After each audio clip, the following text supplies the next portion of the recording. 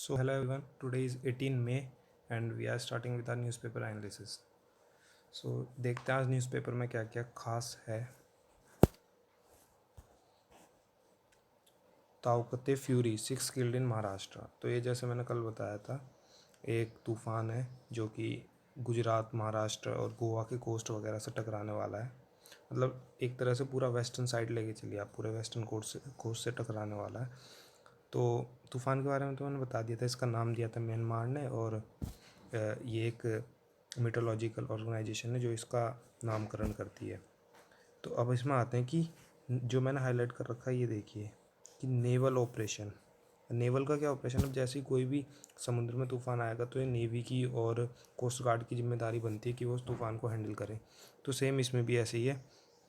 तो एक बार जब हम इसमें नेवल ऑपरेशन आ गया तो एक बार नेवी की और कोस्ट गार्ड की लिमिट्स वगैरह और क्या उनकी समुद्र में लिमिट्स होती हैं वो देख लेते हैं। तो जो नेवी होती है बेसिकली जो हमारा समुद्र है ना, वो 3 पार्ट्स में हमने डिवाइड कर रखा है। मान लीजिए ये कोई स्टेट है, ठीक है, तो इसकी 13 नॉटिकल माइल्स तक, मतलब इतना, ये तो होगा स्टेट पुलिस के हाथ में। मतलब यहाँ पे जो भी केसेस होंगे वो स्टेट पुलिस हैंडल करेगी। अब ऐसा नहीं है कि खाली स्टेट पुलिस हैंडल करेगी, ये तीनों, नेवी, कोस्ट गार्ड और स्टेट पुलिस, तीनों का एक कोलैबोरेशन होता है जिससे ये पूरा समुद्र में जो भी चीज़ें वो चलती हैं। तो 13 नॉटिकल माइल्स तक तो स्टेट पुलिस करेगी। अब उसके आगे अगर हम चलते हैं तो 200 नॉटिकल माइल्स तक करेगी कोस्ट गार्ड, ठीक है। तो ये हो गया हमारा स्टेट पुलिस और कोस्ट गार्ड का। अब अगर हम इसके भी आगे चलते हैं, मान लीजिए ये स्टेट है, इसके भी आगे अगर हम चलेंगे यहाँ तक, मतलब 200 प्लस, तो ये करती है हमारी नेवी जिंदाबाद, नेवी हैंडल करती है, ठीक है। तो बस इसमें ये डिफरेंस था कि नेवी कहाँ से कहाँ तक करती है। अब 1 नॉटिकल माइल्स होता कितना, 1 nautical mile is equal to 1.8 kilometre. तो आप समझ लीजिए अगर 13 नॉटिकल माइल है तो 1.8 से मल्टीप्लाई करके कैलकुलेट कर सकते हैं, ठीक है। तो ये बेसिकली डिफरेंस होता है। तो ऐसे ही हमें इसमें से static point of view, static चीज़ें निकालनी है कि क्या इसमें इंपॉर्टेंट है। जैसे नेवल ऑपरेशन था, तो ऐसे हमें देखना पड़ेगा। और अगर आपने अब तक हमारा टेलीग्राम चैनल ज्वाइन नहीं किया है तो लिंक डिस्क्रिप्शन में उसे ज्वाइन कर लें। अब आ रहे हैं आगे, 2 टीएमसी मिनिस्टर अमंग। ये आपने न्यूज़ में बहुत सुना होगा, ये न्यूज़ वाले तो आजकल बस एक चीज़ आ जाए उसे पूरे दिन लेके बैठे रहते हैं। तो ये टीएमसी मिनिस्टर्स यहाँ पे डिटेन्ड हो गए हैं। अब देखो, अब हमारा टीएमसी मिनिस्टर से कोई लेना देना नहीं है, कितने ही डिटेन हो, हमारा कोई मतलब। अब यहाँ पे जो हाई कोर्ट आ रहा है ना, केस जा रहा है हाई कोर्ट में, तो हमें हाई कोर्ट के बारे में सारी चीज़ पता होनी चाहिए। अब हाई कोर्ट में क्या होता है कि हाई कोर्ट के जज, अब हम इसे दो तरीके से देखेंगे, पॉलिटी के पॉइंट ऑफ व्यू से देखेंगे और कौन से, मतलब उसमें कॉन्स्टिट्यूशन में कौन से आर्टिकल हैं जो इनसे डील करते हैं। तो हाई कोर्ट के जज को सबसे पहले कौन अपॉइंट करता है, ये बताइए। हाई कोर्ट के जज को अपॉइंट करता है प्रेसिडेंट, और जो सीजीआई होता है, चीफ जस्टिस ऑफ इंडिया, उसे भी प्रेसिडेंट ही अपॉइंट करता है। मतलब हाई कोर्ट और सुप्रीम कोर्ट के जितने भी जज हैं उन्हें प्रेसिडेंट अपॉइंट करेगा, ठीक है। अब हाई कोर्ट का जज कौन से आर्टिकल के अंडर अपॉइंट होता है, वो होता है आर्टिकल 217 के अंडर अपॉइंट होता है। और जो सुप्रीम कोर्ट के जज हैं इंक्लूडिंग सीजीआई, वो अपॉइंट होते हैं आर्टिकल 124 के अंडर, ठीक है। ये हो गया हमारे आर्टिकल्स। अब इसमें आते हैं, हाँ, सीजीआई। अब हमें पता होना चाहिए कि सुप्रीम कोर्ट में अभी प्रेजेंटली कितने, मतलब जज का पैनल है। प्रेजेंटली वो हमेशा कांस्टेंट ही रहता है, लेकिन अभी कितने का है, 30, अभी जो है अभी 33 जजेस हैं सुप्रीम कोर्ट में, प्लस 1 है सीजीआई, तो आ गया 34। ये क्वेश्चन आ जाता है कभी कभी पेपर में। तो 34 टोटल इसमें जज होते हैं including 1 CGI, chief justice of India, ठीक है।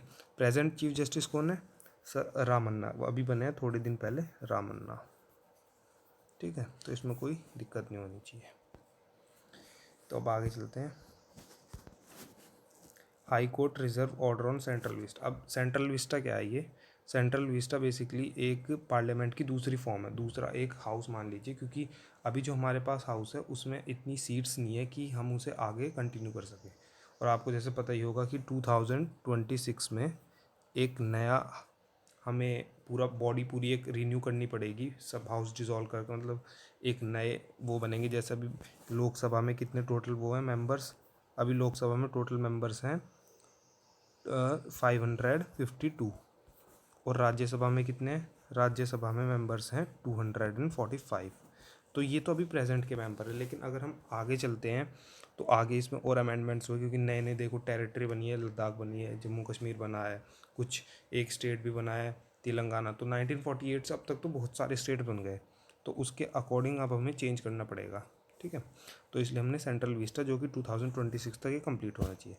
अब इसमें हाई कोर्ट क्या कह रही है, सुप्रीम कोर्ट क्या कह रही है, ये हमारे एग्जाम पॉइंट ऑफ व्यू से बिल्कुल इंपॉर्टेंट नहीं है, हमें बस पता होना चाहिए सेंट्रल विस्टा है क्या, ठीक है। अब चलते हैं आगे। UP police start patrolling the Ganga. अब देखो इसमें कोई ऐसी बात तो है नहीं कि जो एग्ज़ाम में आ जाए, पर हमें यहाँ पे गंगा वर्ड आ गया ना, तो गंगा को एक बार देख लेते हैं, गंगा है क्या पूरी। तो गंगा देखते हैं। यह है गंगा का पूरा एक स्ट्रक्चर जो कि बच्चों को आज तक, आधे से ज़्यादा बच्चों को समझ आते ही नहीं है। तो आज इसे थोड़ा डिटेल में पढ़ते हैं। गंगा बेसिकली है क्या, ये देखिए। गंगा असली में जो शुरू होती है वो यहाँ से शुरू होती है, देवप्रयाग से। अब इससे पहले पहले क्या है, इससे पहले बद्रीनाथ से होती हुई आती है, एक आती है धौली गंगा, मतलब एक तरह से उसकी छोटी ट्रिब्यूटरी मान लीजिए गंगा की, वो आती है। फिर वो आके मिलती है प्रयाग, ऋषि विष्णु प्रयाग में मिलती है, ठीक है। और उसके बाद अलकनंदा से होते हुए वो नीचे यहाँ से नंदाकिनी आती है। ये इतना इंपॉर्टेंट नहीं है, इंपॉर्टेंट जो है निकलती कहाँ से, बद्रीनाथ, और ये धौली गंगा यहाँ से आती है और अलकनंदा में मतलब उनकी ट्रिब्यूटरी बन के और नीचे आती है। अब यहाँ पे करण प्रयाग में मिलती है एक जगह, फिर आगे मिलती है रुद्रप्रयाग में मंदाकिनी से। यहाँ तक ठीक है, यहाँ तक अगर किसी को समझ आया भी नहीं तो इतना इंपॉर्टेंट नहीं है। अब इससे आगे इंपॉर्टेंट है, रुद्रप्रयाग में मंदाकिनी मिल जाती है अलकनंदा से। अब इसके बाद क्या होता है, यहाँ पे ये अलकनंदा चलती रहेगी चलती रहेगी। अब यहाँ से भागीरथी आएगी जो कि आती है गोमती ग्लेशियर से, ठीक है। लोगों को लगता क्या है कि गंगा आती है गोमती से, लेकिन गंगा यहाँ से शुरू होती है असली, धौली गंगा, ठीक है। तो यहाँ से गोमती ग्लेशियर से शुरू होती है और आते आते यहाँ पे भागीरथी और अलकनंदा देवप्रयाग में मिल जाते हैं और यहाँ से असली गंगा शुरू होती है, ठीक है। और यमुना का एक अपना अलग ही स्ट्रक्चर चलता है, यमुनोत्री से निकलती है, ओके। अब गंगा के बारे में और चीज़ देख लेते हैं कि गंगा कितने स्टेट से पास होती है। तो गंगा टोटल 4 स्टेट्स में पास होती है, बाकी उसकी डिस्ट्रीब्यूटरीज तो हैं ही, वो अलग अलग भी हैं, मतलब और स्टेटों में जा रहे हैं, पर हम मेन जो गंगा की जो स्ट्रीम है उसे देखेंगे।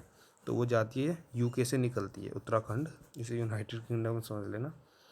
उसके बाद जाती है यूपी में एंटर होती है, यूपी से जाती है ये बिहार, जी हो बिहार के लाला, ठीक है। बिहार के बाद जाती है वेस्ट बंगाल में। तो इसकी 4 हो गई मेन स्टेट जहाँ से पास होती है, ठीक है। अब लेकिन इसकी जैसे लोग कहेंगे एमपी में भी गंगा बहती है और राजस्थान में भी बहती है, तो ये गंगा नहीं है, बेसिकली इनकी डिस्ट्रीब्यूटरीज हैं। और डिस्ट्रीब्यूटरीज होती क्या है कि मान लो ये कोई मेन स्ट्रीम है गंगा की, इसमें से कोई एक डिस्ट्रीब्यूट निकल गई, मतलब कोई भी एक ऐसी स्ट्रीम जो निकल गए वापस दोबारा गंगा में ज्वाइन ना हो, उसे कहते हैं डिस्ट्रीब्यूटरीज, ठीक है। तो ये हो गई डिस्ट्रीब्यूटरीज। अब इसमें और क्या इंपॉर्टेंट है, चलो अब इसके एक बार नाम भी देख लेते हैं गंगा के। गंगा को हम गंगा कहते हैं यूपी में, यूके में और बिहार में। बट अगर हम इसमें आए वेस्ट बंगाल में, तो वेस्ट बंगाल में इसे कहते हैं हुगली, हुगली भी कह देते हैं कोई कोई लोग। और जैसे मतलब वेस्ट बंगाल का कुछ ऐसा सा मैप है ना, तो जैसे ये एंटर होगी तो हुगली नाम दिया जाएगा इसे, लेकिन जैसे आगे आगे चलेगी और जैसे बांग्लादेश में एंट्री होनी शुरू होगी तो इसे हम कहते हैं पद्मा, ठीक है, पद्मा, ओके। और बांग्लादेश में ही इधर से आती है ब्रह्मपुत्र, और वो जाके इससे मिल जाती है और उसे हम कहते हैं जमुना, जमुना कहते हैं उसे उसमें बांग्लादेश में, ठीक है। तो ये हो गया पूरा गंगा का जो भी स्ट्रक्चर वगैरह था, कहाँ से निकलती है कहाँ जाती है। और ये तो पता ही होगा इंडिया की सबसे लॉन्गेस्ट रिवर है ये। चलिए अब आगे चलते हैं। Israel strike hit Gaza tunnel. तो ये इजराइल का जो केस चल रहा है, एक बार इसे भी देख लेते हैं। इजराइल का क्या है, ये इजराइल बेसिकली, ये मैप देख रहे हैं आप, एक बार जूम करता हूँ इसे। तो ये देखिए इसका पूरा था क्या, एक बार इसकी जो भी कॉन्फ्लिक्ट है एक बार समझ लेते हैं। ये दिख रहा जेरूसलम, ये इजराइल की कैपिटल है।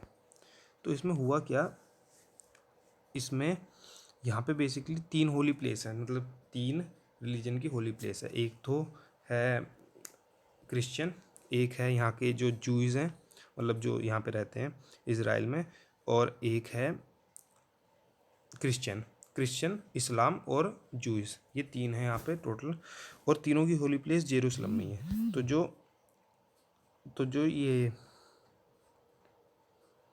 तो जो ऊपर रहते हैं ना, जैसे कि ये हो गया, रुकिए 1 मिनट, जैसे कि ये हो गया जो ऊपर रहते हैं नॉर्थन जेरूसलम में, वहाँ पे एक दिन वो हो रही थी, नमाज चल रही थी, मतलब कोई भी जैसे इस्लामिक उसमें धर्म में चलती है, तो नमाज चल रही थी।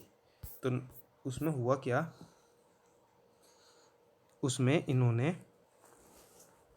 यहाँ पे अपने सिपाही डिप्लॉय कर दिए, अपने जो सोल्जर्स थे वो डिप्लॉय कर दिए इजराइल ने, ताकि यहाँ कोई कॉन्फ्लिक्ट वगैरह ना हो।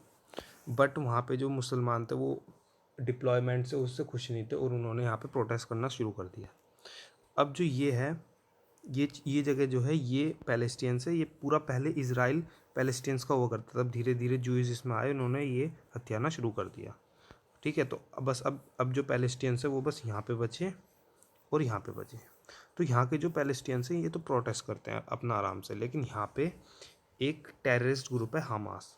ये मैं नहीं कह रहा हूँ टेररिस्ट ग्रुप, ये जापान और यूएस, जो कि आपको पता है ये मेन सुपर पावर्स हैं, तो इनके अकॉर्डिंग इन्होंने डिक्लेयर किया है कि यहाँ पे हमास नाम का एक टेररिस्ट ग्रुप है, और ये वो बम्बार्डमेंट करता रहता है यहाँ पे पूरे देश में। उसके रडार में पूरा इजराइल है ही कितना, दिल्ली से थोड़ा बड़ा इजराइल है, ठीक है, हाँ थोड़ा और बड़ा मान लो। तो ये हो गया, ठीक है। अब लेकिन इजराइल का एक बार आयरन डोम भी समझ लेते हैं।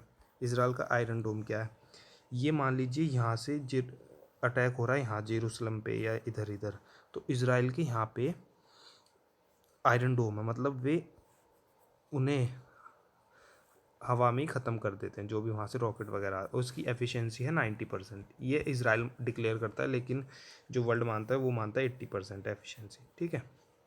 तो ये हो गया इजराइल का आयरन डोम।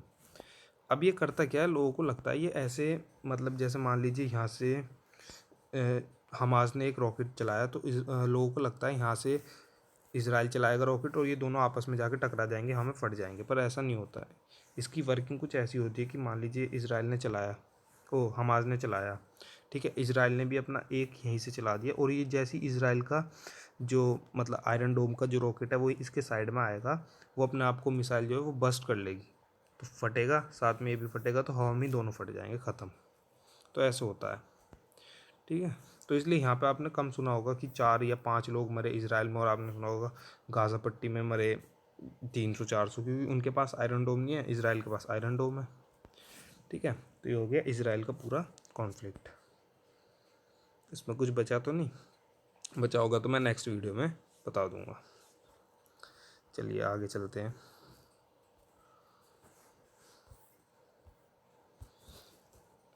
Nadal wins record extending 10th title, तो 10वां अपना खिताब जीत चुके हैं राफेल नदाल।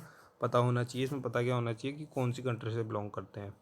तो ये हैं स्पेन से हैं, और इन्होंने हराया किसे, इन्होंने तब मतलब फर्स्ट रैंकिंग होल्डर को, जो कि हैं हमारे डेजोकोविक साहब, उन्हें हराया है, ठीक है। डेजोकोविक कौन सी कंट्री के, सर्बिया के, दोनों यूरोपियन कंट्री हैं, तभी इतने बढ़िया तरीके से खेल रही हैं। आपको पता है एशियन कंट्रीज़ का तो इन चीज़ों में हाल, ठीक है। तो ये हो गया हमारा 10th टाइटल, और ये टाइटल है किस चीज़ का, इटालियन ओपन, ठीक है। अब एक बार इसे देख लेते हैं कि है कहाँ कहाँ पे। स्पेन, देखिए स्पेन है ये पुर्तगाल आ गया, इसमें से हटा दो, स्पेन ये हो गया, ठीक है। और यहाँ पे है सर्बिया, तो स्पेन के हैं राफेल और सर्बिया के हैं डेजोकोविक। अब ऐसे अगर हम मैप के थ्रू समझेंगे ना इसे, तो हमें हमेशा याद रहेगा, वरना परसों तक भूल जाएंगे रफाल को शायद सर्बिया का था या रोमानिया का, तो वो हम खुद भूल जाएंगे, ठीक है।